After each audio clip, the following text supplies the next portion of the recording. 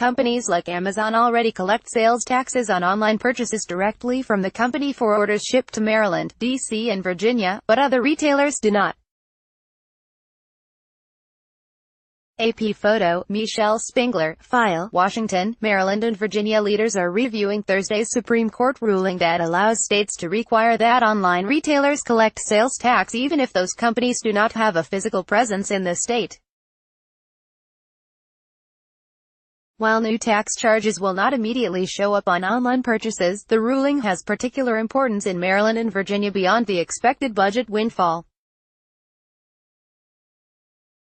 State laws adjusting gas taxes over the last 5 years included triggers that would have limited gas tax increases in each state if Congress passed a law giving states the authority to collect these online sales taxes.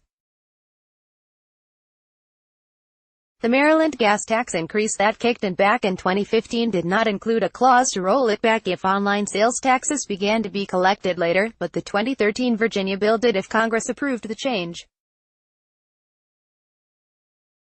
No VA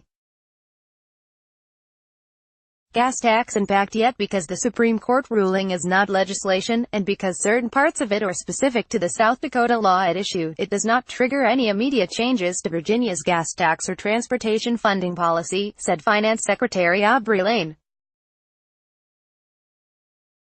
Obviously, it's generally positive, Lane said. It could add hundreds of millions of dollars in revenue statewide, some of which would be distributed to local governments and transportation projects.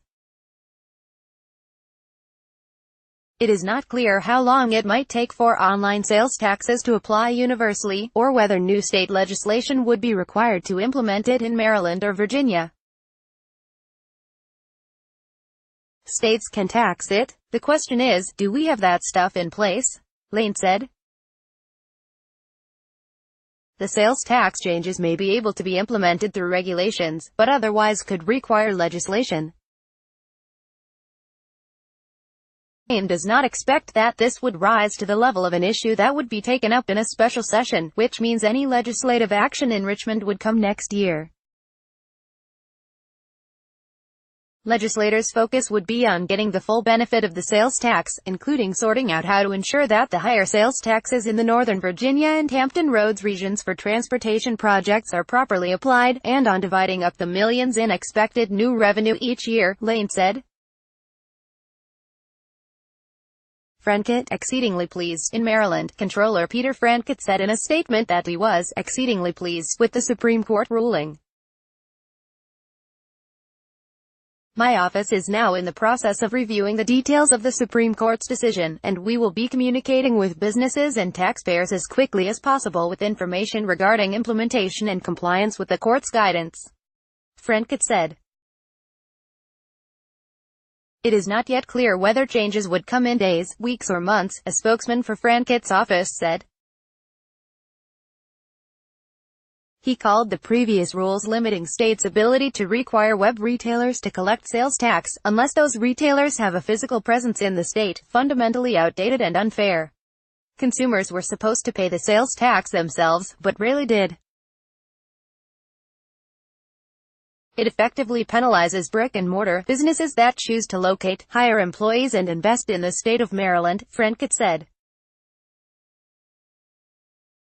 Companies such as Amazon already collect sales taxes on online purchases directly from the company for orders shipped to Maryland, D.C. and Virginia, but other retailers do not.